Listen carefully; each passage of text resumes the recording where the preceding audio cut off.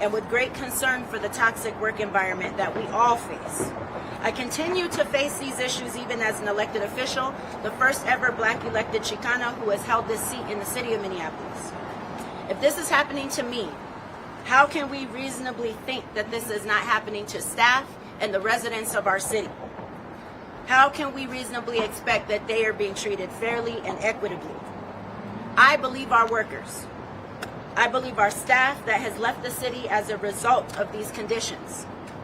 All 65 who have signed on to the letter and those who have not yet come forward.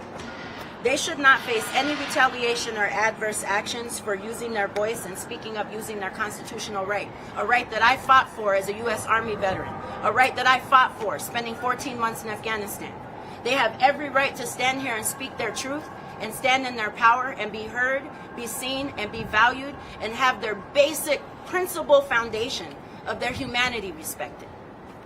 Standing in these Black, brown, and indigenous bodies and with our allies. They should not be intimidated for bringing up these chronic and systemic issues within our city that have been normalized. And it has become normalized to silence workers for speaking up. Whether that means they're withheld from promotions, whether that means that they don't get the pay that they need, whether it means they're intimidated in the workplace, whether that means that projects that they have worked on and put their blood, sweat, and tears into have been taken away from them. These things should not be happening, and they need to stop now. Today we will be hearing some powerful testimonies from workers at our city whose identities will be known for the first time today.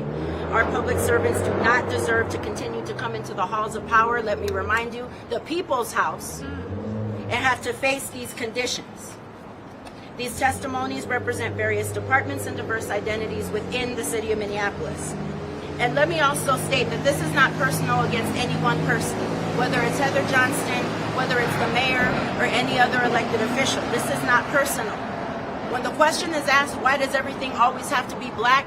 That question should not be asked to us. We are wondering the same thing. Why does everything have to be about the color of our skin?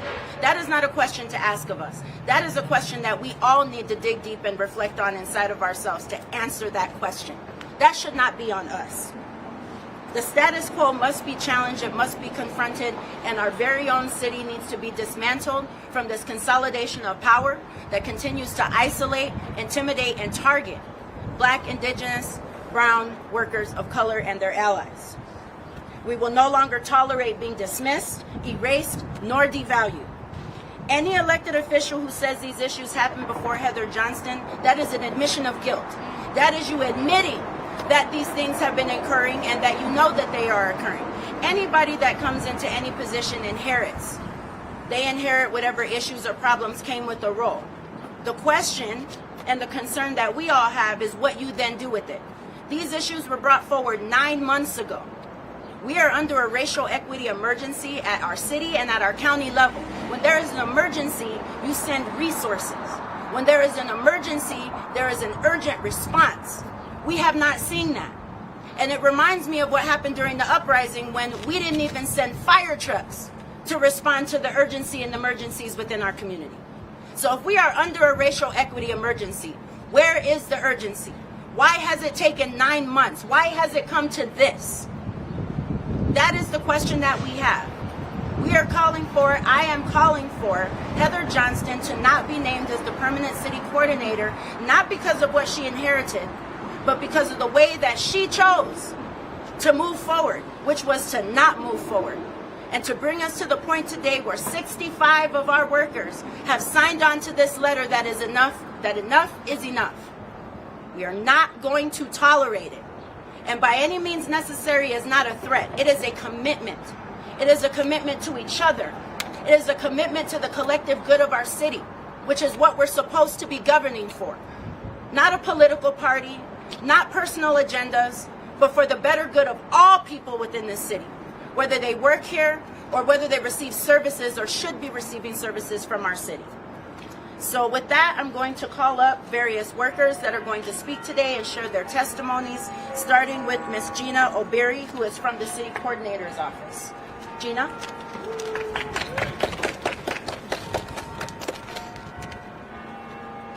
Hello, everyone. My name is Gina Obiri. I use she, her pronouns, and I'm an employee in the city coordinator's office. I want to start by saying that I'm exhausted. Like worn down, forget to eat, and drink water exhausted, as are all the amazing folks behind me. As you all know, we and others who could not be here today have given 39 demands to Interim City Coordinator Heather Johnson, Mayor Jacob Fry, and City Council as a starting point to address the toxic and racist culture that permeates every inch of City Hall. One of those demands is that the City Council deny the appointment of Heather Johnson to the permanent coordinator position. Before I continue, I want to take a moment to honor our exhaustion and everything that we put on the line to stand before you today. There's the obvious pieces that we risk by publicly speaking out on the systemic and interpersonal racism that we're fighting against, such as risk of being iced out, demoted, passed over for promotions we rightfully deserve, or even termination. Then there's the less obvious pieces, such as missing dinner with our kids, strained relationships with our partners, the cost of additional therapy appointments, and the friendships that we've lost in learning who truly supports anti-racism in practice. It's been tough, and we continue to choose it because always forward. That's right. I believe Mayor Fry would agree with the following statements. 1, the precision of our solutions must match the precision of the harms that were initially inflicted. 2, for generations, economic decisions across Minneapolis and the country were designed with the purpose of excluding communities of color from the benefits of public investment. And 3, this has underscored the need to center equity and inclusion to recover from those harms. These quotes are taken from Mayor Fry's campaign website. The mayor makes an important point in that the harms Black folks have and continue to endure were designed with extreme precision and effectiveness. Our institution is no exception to that. By design, the culture of the city of Minneapolis operates with expert precision in excluding the voices of and actively harming Black and brown community members and staff. Tomorrow marks the 2-year anniversary of George Floyd's murder by MPD. 2 years. What can we say is different in the city? City Council and the mayor have declared racism as a public health emergency, but what has come of that? How has it been operationalized? It hasn't. While most Black folks don't need a report to validate their experience of this reality, it was oddly encouraging to learn that the Minnesota Department of Human Rights found that the city and MPD engage in a pattern and practice of race discrimination in violation of the Minnesota Human Rights Act. This, too, is by design. With modern-day policing originating from slave patrols and the knowledge of how difficult culture change is for even the most well-meaning of organizations, how shouldn't we shouldn't be surprised. But what I don't want to be lost is that race discrimination happens within every department of the city, both internally with staff and externally in our service delivery.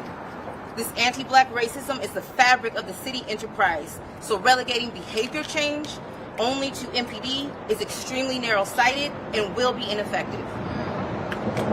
It is not only MPD's policies, practices, and culture that need overhauling. It is the entire city. So to undo those precise exclusionary harms that our mayor talks about, it's going to require that equity and inclusion are centered in every decision that is made going forward. Our demands offer many examples of how to begin that work. From his website, I also learned that he holds a strong commitment to community organizing and championed efforts to support employee non-discrimination. So I hope you can understand my frustration by his and Heather's lack of support for a group of their own staff organizing amongst ourselves, because Heather has consistently and intentionally chosen not to listen to our complaints of discrimination and has directly committed harms against Black staff. That's right. Moreover, Heather is the subject of an active human resources investigation regarding the complaints described in our 21-page letter that has been making the rounds. Are elected officials comfortable using their vote to support someone with an open investigation of staff mistreatment and discrimination? Coming back to exhaustion, I look forward to a lot of rest at some point, hopefully soon. And while that is greatly needed, I desperately want a reprieve from the exhaustion of constantly having to defend my humanity and that of my community. That exhaustion is all-encompassing and isn't remedied as simply. It's exhausting and dehumanizing to have white folks be the gatekeepers for what is seen as a tolerant amount of racism that black folks should inherently accept. The fact that black staff and our allies have had to come this far just to maybe have our humanity uplifted by the institution that we give so much of ourselves to is crushing. We'll push through the exhaustion and the hurt. We'll repair some of the damaged relationships and eventually celebrate the loss of others. We'll continue to hold non-elected and elected leaders accountable to manifesting the vision, mission, and values that the city claims to uphold. We've come this far with the deck stacked against us. Imagine what we could do with city councils and the mayor's support in meeting our demands. Imagine what we could do with a city coordinator who is capable of leading us through racial trauma and divisiveness, within the organization. Heather Johnson has demonstrated that she is not capable of that, so it's time for the transparent, competitive search process that was promised to us. One last note, and I'll pass the mic. There's no shortage of examples of the city retaliating against those who speak out against the status quo. With that knowledge, we have filed complaints with the Minnesota Department of Human Rights to aid us in holding the city accountable to the pattern and practice of racism that the city enterprise is built upon. Always forward. Thank you. And now I will bring up Angela Williams, who is also from our city coordinator's office. Good morning. My name is Angela Williams. I am an AmeriCorps Vista with the City Coordinator's Office. I stand in solidarity with what we are here to do today. So Mayor Frye knows about the culture and chooses to ignore it. And this is how he keeps, finessing his elections. Okay? So he says anything to gain confidence and then does nothing and ignores the opportunity to make a positive change. His whole position is a farce. Advancing Heather despite staff taking a major risk of signing their names on a letter asking for a competitive, equity-focused recruitment process. And then they have their legal team try to silence the issue. Then they try to underplay the issue by diverting attention to our choice to call Heather out instead of the actual concerns we are raising and calling out both her and the broader culture of white supremacy. He says, Samantha said, this is not personal. This is not personal. This is personal because it like they said, it advances, it progresses the culture of white supremacy. The propensity of the behavior of this city is unacceptable, and that's why we're here right now. That's why it's imperative that people listen to what we are saying. We're not here just to be standing outside to talk. We are here trying to convey a message that something has to be done. Heather Johnston should not be appointed to city coordinator because she hasn't done anything to help change the culture of equity for black and brown employees. Period. She won't even help those who want to speak out but can't, threatening their livelihood. So I just want to be clear. This is not personal. So when I say this stuff, this is me speaking the truth of the situation as I see it. So she wants to use the privilege of affluenza. She don't understand why she wrong and why she shouldn't be held responsible. We understand that this happened before, and like was said before, they know what's going on. They haven't addressed it. They allowed it to happen. And if somebody doesn't say something, it will continue to happen. So they have to try to address former and current workplace toxicity. White people inherit racist environments all the time. And if they're unable to address them, they are causing further harm. And not only has she not addressed it, she has contributed to it by being stagnant. So it's time to confront the bully that controls this world. The city has an opportunity to address the trauma of the past 2 years and a system of white supremacy on which it and all government is built. Listening to staff is the bare minimum, but we are giving them that opportunity. They have had that opportunity with Heather for the past 9 months. We hope that their campaign promises of equity weren't empty promises, because we're going to remember this at election time. Community, remember this at election time. No matter how you stand, remember that they come, they make these promises, they get your vote, and then they get in office and ignore you.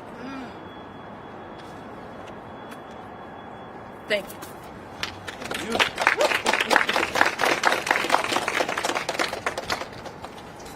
Thank you, Angela, for that powerful testimony. And now I'm going to bring up Tony Hauser, who is with our health department. Thank you, Sam. Yes, thank you. And good morning, and thank you all for being here today. My name is Tony Hauser, and I am the supervisor of emergency preparedness and response in the Minneapolis Health Department.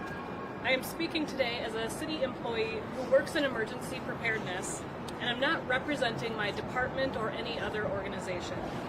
I am here to speak up in support of my colleagues, past and present, and acknowledge that my privilege as a white Army veteran, educated woman provides this opportunity for me. Over the last few years, I have seen how the environment in the city coordinator's office has been detrimental to staff. Psychological safety is defined as a belief that one will not be punished or humiliated for speaking up with ideas, questions, concerns, or mistakes. It is clear to me that my colleagues are not working in an environment of psychological safety, and I believe that the city has a responsibility to care for and support our employees by directly addressing the causes of their distress. The toxic culture has directly and negatively impacted our work in public health emergency preparedness and response. Much of what we do in emergency preparedness is dependent on strong relationships with our partners. The loss of dedicated, experienced staff, either through involuntary removals or dissatisfaction with working conditions, means that those relationships are severed, and the institutional knowledge of the work we've done together is lost. We cannot afford for that to continue. As the world has witnessed over the last 2.5 years, it is not an easy thing to respond to a public health emergency. In order to do so effectively, we rely on city staff for guidance, technical expertise, support, and participation. What we ask of them is not easy or simple. Because of this, it is vital to have city leaders who understand the assets we have in our public servants. Over the last few months, I've had the privilege of working with a number of staff from the city coordinator's office on the development of resilience hubs in the city. Once in place, these resilience hubs will increase our capacity and ability to support community preparedness for public health emergencies. The irony is that city staff, while working with community organizations to identify what it means to them to be resilient, have simultaneously been trying to get the city government to address the trauma they experience every day. Just as the city is doing national talent searches for a police chief and a health commissioner, so must we do for the city coordinator. Studies show that employees who are abused suffer distress, perform worse, are less creative, and are more likely to quit their jobs. That's right. Conversely, researchers from the University of Illinois found that employees will be most committed when they feel their day-to-day work environment is autonomous and when they trust leaders to have their back. It is in the best interest of the city enterprise to address the concerns voiced by my colleagues in order to ensure our future capacity to respond to public health emergencies. A city in turmoil is not a city that can respond effectively. I am proud to be a lifelong Minneapolis resident in addition to being a city employee. There is an opportunity right now to recreate the city government into an organization that cares not only for the people who live, work, and play in Minneapolis, but also for our employees who ensure that can happen. I'm urging the City Council and the Mayor to take this opportunity to follow through on their responsibilities by initiating a transparent search process for a new city coordinator and immediately partnering with city staff to start meeting their demands. Thank you.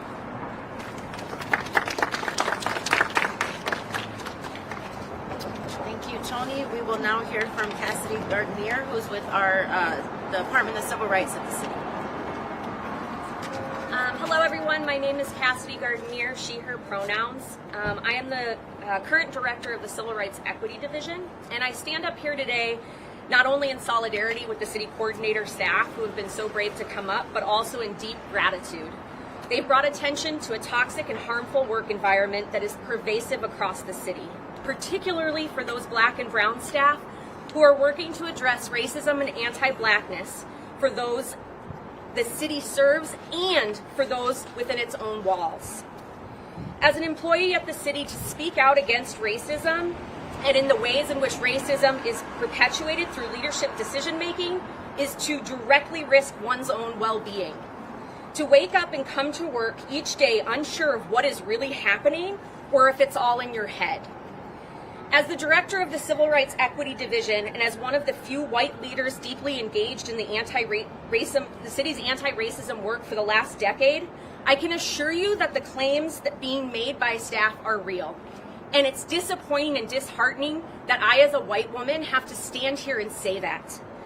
So then why didn't I speak up? And for those naysayers who say that this is an internal issue, we have spoken up. We have utilized every resource at our disposal. Take, for example, the city's use of furloughs in 2020. After months of staff, particularly Black and brown staff, asking for transparency around the process, requesting the city to use its own tools, the Racial Equity Impact Assessment, the process wasn't understood. And after calls from the Minneapolis Black Employee Resource Group, requesting transparency, timelines, who made decisions, and what decisions were made, they were unanswered. So two white staff got together, myself included, to identify and try to get some of those answers. When it was identified that women were disproportionately impacted by the implementation of the furlough policy, instead of working to address that harm, the report was stalled. Meetings were postponed indefinitely. And then I took the steps to bring a director's charge through the Civil Rights Department against the city coordinator's office. This process identified real opportunities to address not only the harm caused by the unequal implementation, but to address many of the patterns of behaviors that have led to the mass exodus of anti-racist practitioners at the city. Coordinator Johnson was not here for that. She inherited it, as well as the solutions. She inherited a report that talked about what could be done. Those changes have not been made. That report is still not been released. So now that I've covered that we've done our due diligence by following processes as also outlined in the 21-page document, I want to bring up the ways in which I believe that City Coordinator Johnson's actions have actively inhibited the progress of this work. So things she has done now. In summer of late last year, a plan to strengthen the authority of the Office of Race and Equity was set in motion. My division, the Civil Rights Equity Division, was to become merged with the Office of Race Equity to become a standalone department. In October, I took a leave of absence for mental health reasons, but the plan was put in motion by Black women in the city coordinator's office, along with a woman of color in the Civil Rights Department. I returned to find that that had been stalled. Those women had left the city, and some of my resources had been taken from my office and pushed into the Office of Race Equity. Now, there's nothing wrong with that, except that instead of strengthening by unifying and uplifting the work, it was divided and minimized. At that time, it left me alone in my division and two staff in the Office of Race Equity. Heather is the reason that work stopped. The work was in motion. The work of Black leadership set a plan, and Heather chose not to move that forward. As a white body, I often struggle with the right thing to do. Do I show up? How do I show up? Am I taking up too much space? Am I speaking over? Am I speaking with? Am I speaking for? I think a lot of white people do that. As a city employee, we grapple with really complex issues. Up here, these are the people who are working to solve systemic and institutional racism. We develop nuanced solutions to social problems much bigger than the things we will be able to do in our time here. That's right. But Heather didn't have to figure this problem out. The problem was defined and the solutions were handed to her. And now council and the mayor also have a plan laid out in front of them. The answers have literally been given to us. The fact that this is not straightforward, that Heather chose not to do the work with staff after receiving the complaints back in October, is just another example of how the city and its leadership make you question yourself and your understanding of your work, the importance of the work, and your worth. Because the solution is, again, very straightforward. Acknowledge the harm and follow the steps of your black and brown employees. That's right. To my fellow white bodies in council and the mayor, every one of you have said that you are committed to equity. You easily identify yourself as ally. You give yourself that title. Yet if you do not listen to those most impacted, are you? Can you really say that you are an ally in this work? No, you can't. Thank you. Thank you for that, Cassidy. We will next hear from Kelly Mulman, who is with the City Coordinator's Office. Good morning. My name is Kelly Mulman. I use she, her pronouns. I have been a staff in the City Coordinator's Office for 7 years. I want to reiterate some of the asks, some of the demands that staff in the Coordinator's Office have issued. As has been stated, these are very straightforward. We went through the proper channels and we got nowhere. So what are we really asking for? We're asking for a competitive hiring process for the permanent coordinator position, which Mayor Fry publicly committed to when he appointed Heather Johnston as interim city coordinator last summer. Mayor Fry and several council members have acknowledged on record that they know the coordinator's culture is racist and toxic. They've acknowledged these issues have existed for years. But despite acknowledging these issues as fact, the mayor has refused to conduct a competitive and transparent search to nominate the top-ranking unelected position in the city to lead an office, again, as he has agreed, harmed staff for years.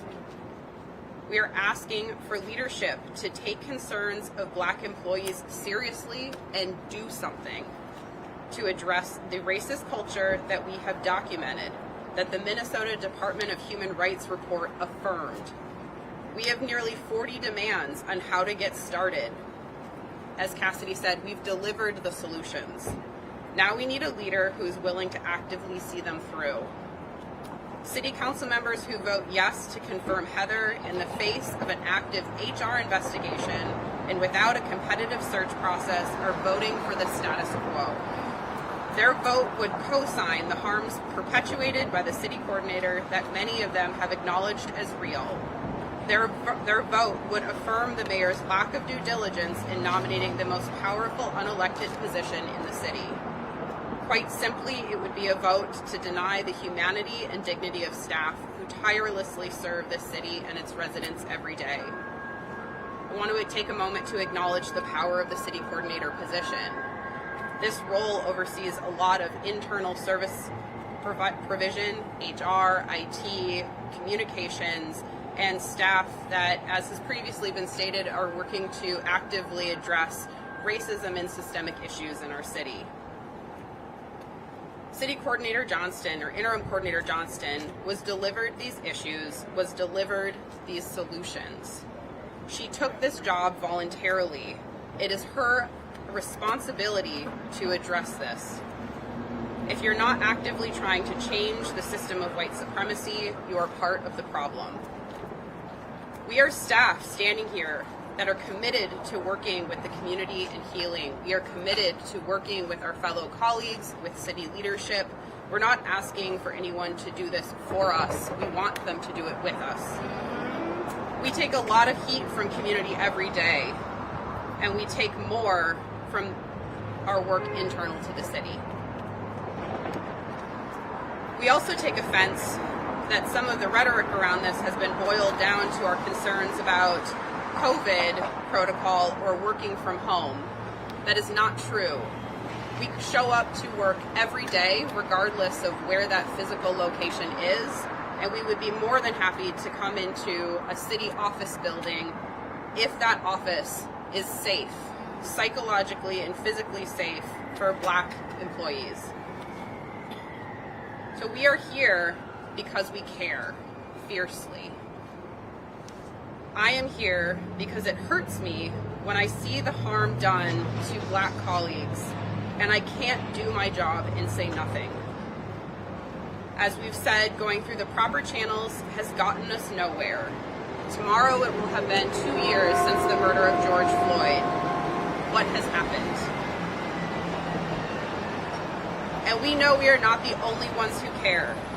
So if you care too, we invite you to join us at the public hearing in City Council chambers at 1:30 this afternoon. Thank you. So we're going to close out here and then stand for questions. And I just want to say that I am, as an elected official, we have an obligation and a duty and a responsibility to the people of this city and staff, all 65 and then some, those that have not yet signed on to this letter or are no longer here with us, to make sure that these conditions are safe for people to work in and that they have their dignity. I'm here for 4 years whether they like it or not. My feet will firmly remain planted on the ground. I will uphold the duty and the obligation that I was sworn in just a few months ago to uphold. And I will make sure to hold my colleagues, the mayor included, which by the way has refused to meet with me. When he walks down the street, many times I've been here, he walks past me and will not even look me in the eye or acknowledge my presence as a living, breathing human being who is trying to fight alongside him to make the changes that the city deserves, internally and externally. So I'm not asking anymore. I am demanding, and I am telling all 13 council members and the mayor that this stops today. That's right. And you will uphold your oath and your duty to do the right thing. Because if you won't, I will. That's right. Whether I'm The community elected, will. unelected, it doesn't matter. I'm not going anywhere. I have not yet. That's right. And I will not be silenced. I will not be intimidated. I will not be minimized. That's right. We will not be ignored. At all. I am motivated. I am dedicated. I am excellent. I am beautiful. I am deserving. That's right. And we are tired of being treated as if we are less when we are so much more. That's right. If you cannot do your job, get up out them seats. That's right. You have an election next year. That's right. And if you cannot do your job, then get up out of those seats. And because let do me it. remind you, we don't have a provision to recall. St. Paul does, other cities do, but we do not. So if you refuse to resign, you refuse to work with us, you refuse to acknowledge these truths, you continue to play the blame game and point the finger and make fake conversations that nobody is even having. That's right. In order to erase the real conversation and the real conditions that people are facing, well, then the voters will speak. We've done it before. We will do it again. And we are no longer going to tolerate this type of behavior, whether you put her in that seat as being the coordinator or not. We will continue to move forward, united. And I want to thank everybody up here for their bravery and their dedication to themselves, their colleagues, and their city, because it is not easy to speak out about these issues. It's painful. And these are not just allegations. These are facts and they are truth. So thank you for everyone for being here today and being with us. This concludes our press conference and we will now stand for any questions from the media. And Track, would you please come up and field those questions for us? Thank you. Thank you, Sam. We'll now stand for questions. Question. So you guys kept saying that you want a transparent search process. Can you give more details of what that looks like, what your ideal search process is, and if the city council votes Heather's appointment, what are the next steps? Absolutely. So you can read more in our demands, which are also posted on all of our social media, but we have gone through a search process that has equity baked into the job description, to the hiring requirements, that is nationwide, transparent, competitive, as the mayor originally promised. And if the city council votes Heather through into the permanent position, we still intend to hold her accountable to meeting the exact demands we presented to her originally, and are excited to work with her to make every single one of those changes, including the changes that ripple out into the broader government structure as we restructure into an executive mayor legislative council system. Do you know how many employees have quit or left? Any statistics that you can share about in the last, I don't know, decade so of toxic work environment? Too many. Yeah. Too many. Honestly, I don't think we have been given access to those statistics intentionally, is my best sense. I will say that the entire former division of race and equity, except myself, left as one example of staff of color, primarily black women in the coordinator's office. Other questions? Just, can we get your name, spelling, and title? Yes, my name is Track, T-R-A-C-K, last name Trachtenberg, T-R-A-C-H-T-E-N-B-E-R-G, and I'm the city coordinator's office staff. Also, one thing I heard Gina mention that there's a lot of racism and toxicity in other departments of the city right now. Have other employees in other departments signed on to this complaint? Yes, we have all but, I want to say off the top of my head, 3 or 4 departments represented at this point. I'm not 100% sure on the number, but it's something like that. What was the report that had recommendations for how the Race and Equity Division could be improved that hasn't been made public yet?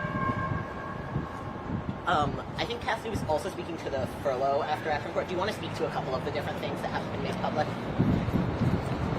Yeah, can you repeat your question? Well, you mentioned a report that had specific recommendations for how the Race and Equity Division environment could be improved that hasn't been made public yet. So to clarify, the furlough after action review ended up covering a lot of just the systemic behaviors and patterns of practice that have happened at the city, and that has not been made available.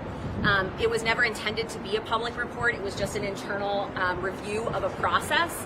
And then in terms of the next steps of the merger between the Civil Rights Equity Division and the Office of Race Equity, that was never put into any documents.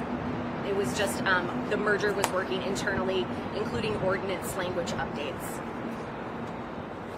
I would also add to that, that remember that every single thing that happens in the city is public. All the work that we do is on behalf of the people. So when you have these internal reports that weren't meant to be public and they get buried, you shouldn't have to, as the media or any of us, have to dig and take all this time to do public data requests that are often denied and stalled when you put them forward. I've put forward at least 10 since January, and there's stalls and excuses and reasons for why I can't have the information. There's been many lawsuits that have been won by people that have requested information and that have received money from the city for this information being denied. So I think it's also important to lift that up and remember that every single thing that happens within the walls of whether it's this building, or any building, it is the public's information that is being done on behalf of the public, and so all information should be known and public and meant to be shared willingly and not have to be dug for after the fact. And I just want to raise that up as an important point as well. Thank you. Any other questions?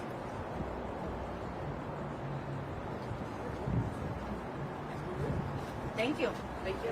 Thank you very much.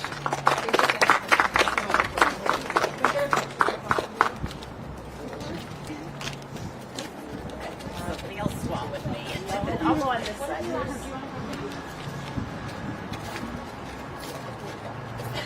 Great. Alright, 1, 2, 3, 1, 2, 3. Other orientation.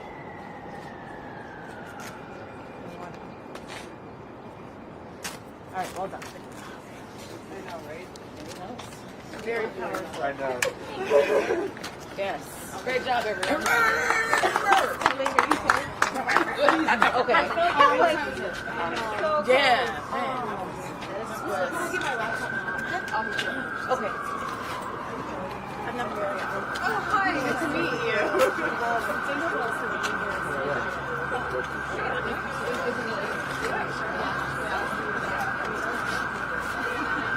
But not on the